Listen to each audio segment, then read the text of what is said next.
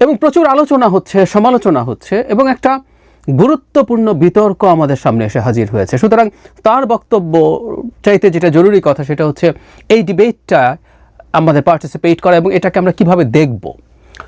যমুনা টিভির একটি টক শোতে তিনি মানে এই সরকার কি করতে পারে না পারে নিয়ে একটা আলাপচারিতার সূত্রে উপস্থাপিকা রুকসানা আঞ্জুমান নিকোল তাকে প্রশ্ন করেছেন কয়েকটা খুবই পলিসি ডিসিশন নিয়ে। রাখাইনে করিডোর, চট্টগ্রাম বন্দর বিদেশি কোম্পানিকে পরিচালনার দায়িত্ব দেয়া এবং কাতারের বাংলাদেশের অস্ত্র কারখানা তৈরি, এরকম খুবই খুবই সংবেদনশীল স্ট্র্যাটেজিক সিদ্ধান্ত এই সরকার নিতে পারে কিনা, অন্তর্বর্তীকালীন সরকার, সেই প্রশ্ন তাকে করা হয়েছিল।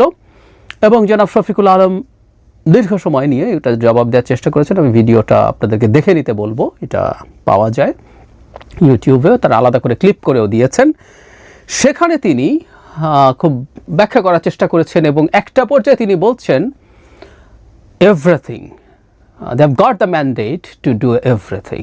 ওনাকে উপস্থাপিকা জিজ্ঞেস করছেন এভরিথিং, উনি কনফার্ম করেন এভরিথিং। তার মানে এই সরকার, এই অন্তর্বর্তীকালীন সরকার যা খুশি তা করতে পারে, জনাব শফিকুল আলম বলছেন।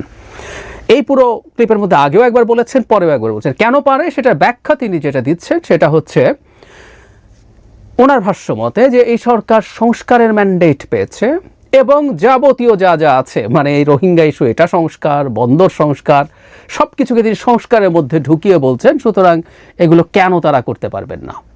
এবং উৎসটা খুব তার কাছে এইরকম, এটা বিপ্লবের ম্যান্ডেট পেয়েছে, রেভলিউশনও বলেছেন। আমরা খুব ইন্টারেস্টিং আরেকটা ডিবেটের মধ্যে উনি এখানে ঢুকেছেন, নিজের অথরিটি বোঝানোর জন্য, ম্যান্ডেট প্রাপ্তি বোঝানোর জন্য বিপ্লব শব্দটা ব্যবহার করছেন। আমরা একটু স্মরণ করব প্রধান উপদেষ্টা, যার প্রেস সচিব তিনি এক সময় বিপ্লব শব্দটা ব্যবহার করলেও বেশ কিছুদিন থেকে আর বিপ্লব শব্দটা ব্যবহার করেন না। তিনি গণ অভ্যুত্থান শব্দটা ব্যবহার করেন প্রথম থেকে, 5 আগস্ট পরবর্তী সময় থেকে। আমি অন্তত একদম শুরু থেকে এই ডিবেটটা করেছি, কারণ কিছু কিছু মানুষ এটাকে বিপ্লব বানানোর চেষ্টা, বিপ্লব দেখানোর চেষ্টা এবং একটা বিপ্লবী সরকার তৈরির মাধ্যমে যা ইচ্ছে তা করার মতো একটা চেষ্টা কারো মধ্যে ছিল। বিপ্লব ট্রুলি হলে সমস্যা ছিল না, সেটা আমরা দেখতাম কি হয়, কিন্তু এটা বিপ্লব ছিল না, এটা জাস্ট একটা স্বতঃস্ফূর্ত গণ অভ্যুত্থান ছিল। কিন্তু আমরা দেখলাম জনাব শফিকুল আলম, তিনি যার প্রেস সচিব, তার যে অবস্থান সেটা থেকেও সরে আসলেন। কারণ বিপ্লব বললে যা খুশি তা করার ম্যান্ডেট পেয়েছি বলাটা সহজ হয়। এখানে তিনি তার সুবিধার্থে এমন একটা জিনিস আনলেন যেটা তার প্রধান উপদেষ্টা, যার অধীনে তিনি চাকরি করেন, তার সাথে ম্যাচ করে না।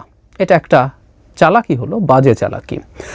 যাই হোক, এই বিতর্কটা সরিয়ে রেখে এবার আমরা আলোচনা করি এই সরকারের আসলে যা ইচ্ছে তা করার ম্যান্ডেট আছে কিনা। একটা পর্যায়ে জনাব শফিকুল আলম বলছেন যে এটা আগে যে 3 মাসের তত্ত্বাবধায়ক সরকার ছিল এটা সেই রকম সরকার না। আমি এই একটা পয়েন্টে ওনার সাথে একমত। আগে যেসব সরকার হতো তত্ত্বাবধায়ক সরকার, সেই সরকারগুলো জাস্ট কিছু রুটিন কাজ করবে ফর দ্য টাইম বিং এবং তারা একটা নির্বাচন দিয়ে চলে যাবে, এটা ছিল তাদের ম্যান্ডেট। 3 মাসের মধ্যে বেশি কিছু করা যায় না, তারা কোনো পলিসি এবং স্ট্র্যাটেজিক ডিসিশন তারা নেবে না, এরকম একটা সিদ্ধান্ত বা এরকম একটা ব্যাপার তখন ছিল। এই সরকারের নিশ্চিতভাবে ম্যান্ডেট তার চাইতে বেশি।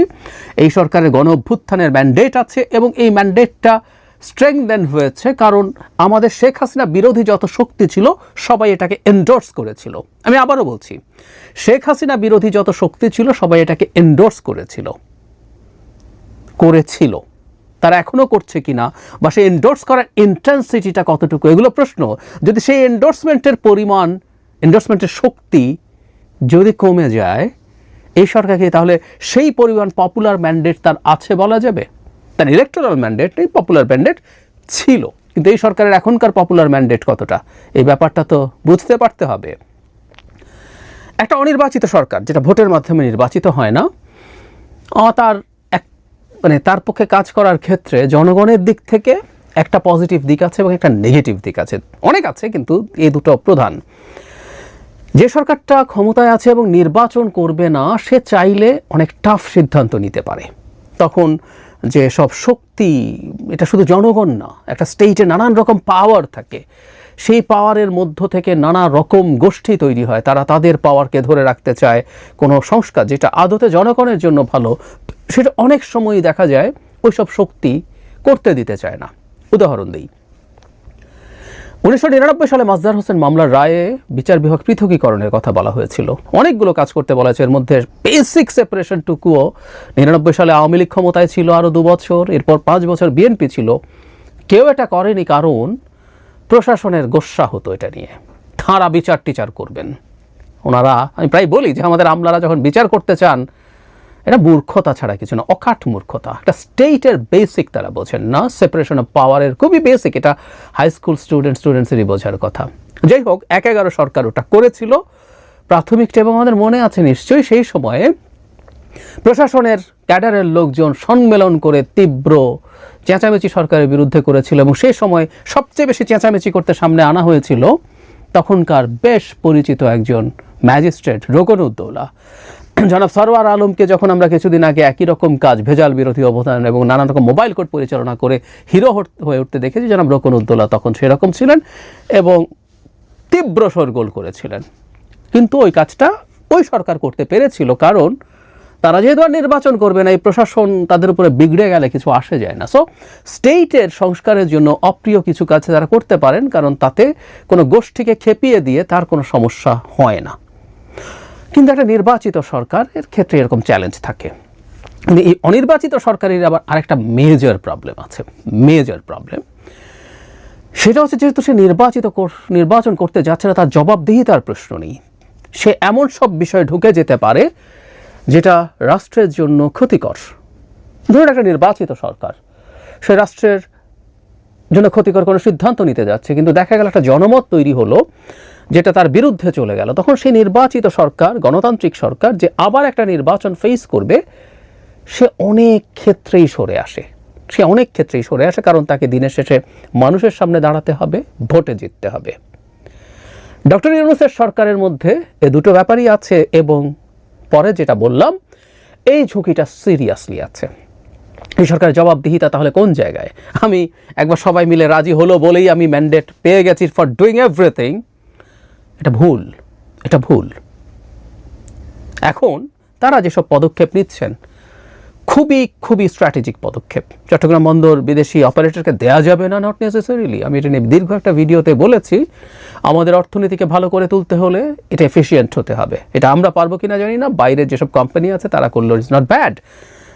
ওই ভিডিওতে আমি আসলে, আপনারা দেখেছেন অনেকে, এটা প্রমাণ করার চেষ্টা করেছি পোর্ট কিন্তু একটা স্ট্র্যাটেজিক অ্যাসেট, এবং এর সিদ্ধান্তটা স্ট্র্যাটেজি বিবেচনা করে নিতে হয়। এই সরকার কি সব করেছে? এবং ভবিষ্যতের যে সরকার আছে, এই সিদ্ধান্ত নিলে তো এটার ইম্প্যাক্ট সামনে পড়বে। সেই সরকার কেমন করবে, কি করবে, সেইটাকে নিয়ে কীভাবে ডিল করবে, এসব প্রশ্ন আসে না? আসে তো। কাতার বাংলাদেশে সমরাস্ত্র কারখানা বানাবে, খুবই স্ট্র্যাটেজিক সিদ্ধান্ত। আর রাখাইনে তো সরকার পরিকল্পনা করে যুদ্ধ বাঁধাচ্ছে জাতীয় নিরাপত্তা উপদেষ্টা ডক্টর খলিলের নেতৃত্বে, এটা ফর শিওর। এই ভদ্রলোকের দায়িত্বে থাকা উচিত না দেশের স্বার্থ নিয়ে এরকম ছিনিমিনি খেলার জন্য। তিনি যদি বিদেশি নাগরিক নাও হয়ে থাকেন, তার যদি দ্বৈত নাগরিকত্ব নাও হয়ে থাকে, তিনি কারো এজেন্ডা নিয়ে বাংলাদেশে এসেছেন এই দেশকে নিয়ে ছেলে খেলা করতে, এটা মনে হয়। তো যাই হোক, এই সিদ্ধান্ত আবার দেবও কি নাই আলাপ হতে পারে, ঠিক আছে, আমরা তর্কের খাতিরে সরে রাখলাম। কিন্তু এই যে দীর্ঘ বা সুদূর প্রসারী প্রভাব থাকবে এরকম সিদ্ধান্ত কারোর সাথে আলাপ করা ছাড়াই সরকার নিয়ে নেবে, প্রশ্নটা ওই জায়গায়। আমি সবাই একবার মেনেছে বলেই আমার সব ম্যান্ডেট হয়ে গেছে, আমি যে কোনো সিদ্ধান্ত নিয়ে নিতে পারি, এটা ভীষণ ভুল বলে আমি মনে করি। এই ধরনের স্ট্র্যাটেজিক সিদ্ধান্তের ক্ষেত্রে যদি নেওয়া জরুরি হয়ে পড়ে, সরকার সেগুলো আলোচনার মাধ্যমে করতে পারত। অথচ আমরা যদি এভাবে বলি, যে 3টা পয়েন্টের কথা বললাম, যে 3টা পয়েন্ট দিয়ে জনাব শফিকুল আলমকে প্রশ্ন করা হয়েছিল, সেগুলোর কোনোটাই কি খুব এসেনশিয়াল ছিল? এখনই এই সরকার নির্বাচন করে চলে যাবেন, তার কাতারের সাথে অস্ত্র বানানোর চুক্তি, মিয়ানমারের রাখাইনে করিডোরের চুক্তি বা চট্টগ্রাম বন্দরের, এগুলো কি তার আদৌ করার কোনো দরকার ছিল? কারণ ডক্টর ইউনূসের ভাষ্য মতেই ডিসেম্বরে নির্বাচন হতে পারে। ডিসেম্বরে যদি নির্বাচন হয় তাহলে 6 মাস সময়, এবং ডিসেম্বরের শেষেও যদি হয় তাহলে 4 মাসও নেই আসলে তফসিল ঘোষণা করার। সরকার এগুলোতে ঢুকছে কেন? সংস্কার বলতে আদতে যা বোঝায়, যা বুঝিয়াছিলাম আমরা, স্ট্রাকচারাল রিফর্ম, সেগুলো নিয়ে সরকারের আসলে তেমন একটা মাথা ব্যথা নেই। পরিকল্পনা করে সংস্কারকে ঝোলানো হচ্ছে বলেই মনে হয় ঐকমত্য কমিশনের কাজের যে সম্মুখ গতি সেটা দেখে, আর এদিকে তারা সিদ্ধান্ত নিচ্ছেন। আমরা জনাব শফিকুল আলমের এই মন্তব্যকে প্রত্যাহার করতে দেখিনি, তিনি প্রত্যাহার করেননি, সরকারের দিক থেকে কোনো ক্ল্যারিফিকেশন দেওয়া হয়নি, ফলে আমরা ধরে নিতে পারি তার এই বক্তব্য সরকার অউন করছে। আমাদের জায়গা থেকে এটা খুব স্পষ্টভাবে বলছি, একটা অন্তর্বর্তীকালীন সরকার যেটার আয়ু ইভেন 6 মাসও হতে পারে আর সর্বোচ্চ 1 বছর, যদি আমরা অনেক আলোচনা করেছি টেকনিক্যালি 15 ফেব্রুয়ারির পরে আসলে নির্বাচন হওয়া সম্ভব না।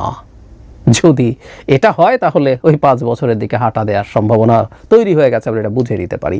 যাই হোক, তারপরও তাদের যে দূরতম সময় সেটাও 1 বছর, এর মধ্যে কোনো প্রয়োজন নেই। আর আবারও বলছি, ডিসেম্বরের মধ্যেই নির্বাচন হতে পারে যদি লিস্ট সংস্কার হয়। বিএনপি তো লিস্ট সংস্কারের কথাই বলছে। তাহলে যে সরকারকে 4 মাসও নেই, 3.5 মাসের দিকে গিয়ে এখন থেকে তফসিল ঘোষণা করতে হবে নির্বাচনের, সেই সরকার এসব সিদ্ধান্ত কেন নিচ্ছে? এবং সেই সরকারের প্রধান উপদেষ্টার প্রেস সচিব বেশ অ্যারোগ্যান্টলি, আমাদের শফিক ভাই আমাদের খুবই প্রিয় মানুষ, বেশ অ্যারোগ্যান্টলি তিনি বলছেন সব করতে পারেন। উত্তর হচ্ছে পারেন না। এই ধরনের কাজ যেটা সুদূর প্রসারী প্রভাব আছে, সেটা এই রাজনীতির মাঠে থাকা অপরাপর শক্তিগুলো যারা নির্বাচন করলে ক্ষমতায় আসবে, প্রতিদ্বন্দ্বিতা করবে, নট অনলি দ্যাট, আমি ইভেন এনসিপিকেও খুব গুরুত্ব দিতে চাই। আগামী নির্বাচনে ওদের কোনো ভবিষ্যৎ নাই। আমি আবারও বলছি, মন খারাপ হতে পারে তাদের, কোনো ভবিষ্যৎ নাই তারা যদি এককভাবে নির্বাচন করে।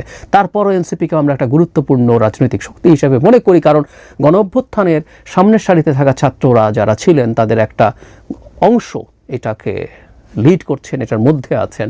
তো সবার সাথে আলাপ হতে হবে, সবার সাথে, তারপর সিদ্ধান্ত নিতে হবে এই সরকার এইভাবেই কাজ করবে। এটা কেয়ারটেকার সরকার না, কিন্তু এটা একটা ভোটে নির্বাচিত সরকার না যে যা ইচ্ছে তা করতে পারে। আরও জরুরি কথা, ভোটে নির্বাচিত সরকারও কি যা ইচ্ছে তা করতে পারে? পারে না। তাকেও প্রচুর রেস্ট্রিকশন আছে, তার একটা পার্লামেন্ট থাকে, সেখানে শোরগোল হয়, মোটামুটি কাজ করার মতো গণতন্ত্র যদি থাকে, জনগণকে সমঝে চলতে হয়, সে কি চায় না চায়, এসব নানান বিচার বিবেচনা করে তাকে কাজ করতে হয়। সুতরাং একটা নির্বাচিত সরকার, জনগণের ভোটে নির্বাচিত সরকারই ম্যান্ডেট টু ডু এভরিথিং বলার রাইট রাখে না। সেখানে অন্তর্বর্তীকালীন সরকার এটা বলা তো